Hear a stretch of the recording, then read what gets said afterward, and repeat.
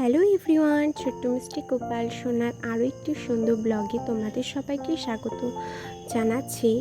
আজকে হলো সোমবার আর এপ্রিল মাসের 19 তারিখ। আর দেখো আজকে ব্লগটা কিন্তু বিকেল থেকে স্টার্ট করলাম। তো দেখো বিকেল হয়ে গেছে আর গাছে দেখো কি সুন্দর কতগুলো গোলাপ ফুল ফুটেছে। আর একটা গাছে অনেক ফুল ফুটেছিল, সেটা তোমাদের কালকে দেখাবো বন্ধুরা। তো দেখো এদিকে বিকেলও হয়ে গেছে আর ওদিকে আকাশের কালারটাও একদম লাল হয়ে গেছে। তো কিছুক্ষণের মধ্যে সন্ধ্যাও হয়ে গেল আর আমি উপরে সন্ধ্যার দিতে চলে এসেছি। দেখো আজকে অনেক দিন বাদে এই লাইটটা জ্বালালাম আর গোপাল সোনার বিছানাটা এখানে রাখি। তো সেটা এখন নিয়ে নেব আর গোপাল সোনাকে চলো এখন স্মরণ আর সেবা দেওয়া যাক।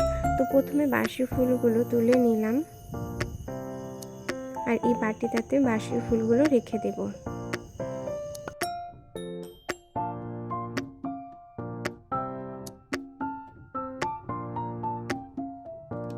অনেক দিন পরে আজকে সন্ধ্যার ভিডিও তোমাদের সাথে শেয়ার করছি বন্ধুরা। তো তোমরা দেখতে থাকো, ভিডিওটি খুবই অল্প, তো তোমরা স্কিপ না করে চলো দেখতে থাকো। তো আমি এখানে দেখো ফুলগুলো ফেলে দিচ্ছি আর আমি জানো তো প্রথমে আগে বাসি ফুলগুলো ফেলে তারপর সন্ধ্যা দিই, মানে আর কি প্রদীপ ধূপকাঠি জ্বালাই। তো দেখো গোপালের আসনেরগুলো তোলা হয়ে গেছে আর এখানে এই আসনের ফুলগুলো এখন ফেলে দিচ্ছি। আর আজকে জানো বিকেলে যখন ছবি উঠাচ্ছিলাম তো দেখি 3টে কুড়ি হয়েছে, কালকে ফুটবে বেশ বড় বড় জবাগুলো, দেখতেও কিন্তু বেশ ভালো লাগে। তো মনে হয় 2টো হবে আর একটা হয়তো পরের দিন হতে পারে আর কি।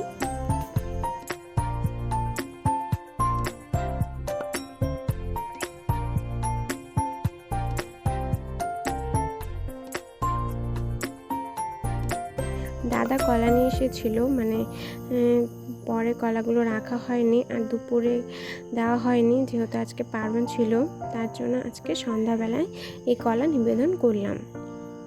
আর কিছু কলা রেখে দিয়েছি, কালকে দেব পুজো। তো কালকে ভাবছি একটু সকাল সকালে পুজোটা দেওয়ার চেষ্টা করব। আর আজকে জানো তো আমি দেখো শিব ঠাকুরকে খুব সুন্দরভাবে পেন্ট করেছি ওই ফেব্রিক দিয়ে আর কি।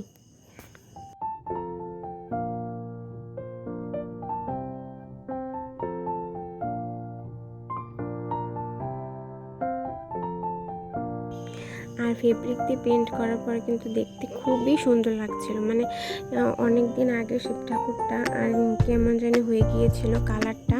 তো দেখো কি সুন্দর লাগছে এখন কালার করার পরে, তাই না বলো? আর দেখো গোল্ডেন কালার হলে আরও ভালো হতো আর কি। তো সাপটাও আর কি কালার করা যেত।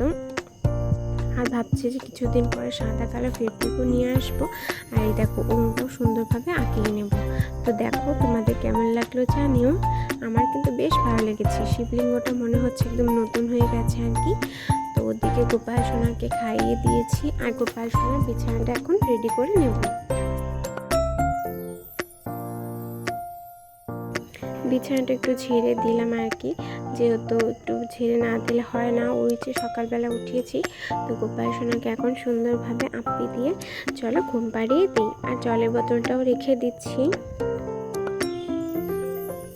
আর এই বিছানাটা দেখতে কিন্তু বেশ ভালো লাগে। আর অনেকেই জিজ্ঞেস করে যে কোথায় পেলে এত সুন্দর বিছানা, তো সেগুলো অনলাইনে তোমরা অ্যাভেলেবেল পেয়ে যাবে। মানে এই বিছানাগুলো অনেক কালারই হয়, তো আমার রেড কালার পছন্দ হয়েছিল তাই রেড কালার নিয়েছি। ওই দেখো গোপাল সোনা ঘুমিয়ে গেছে আর গোপাল সোনা জলটাও দিয়ে দিলাম।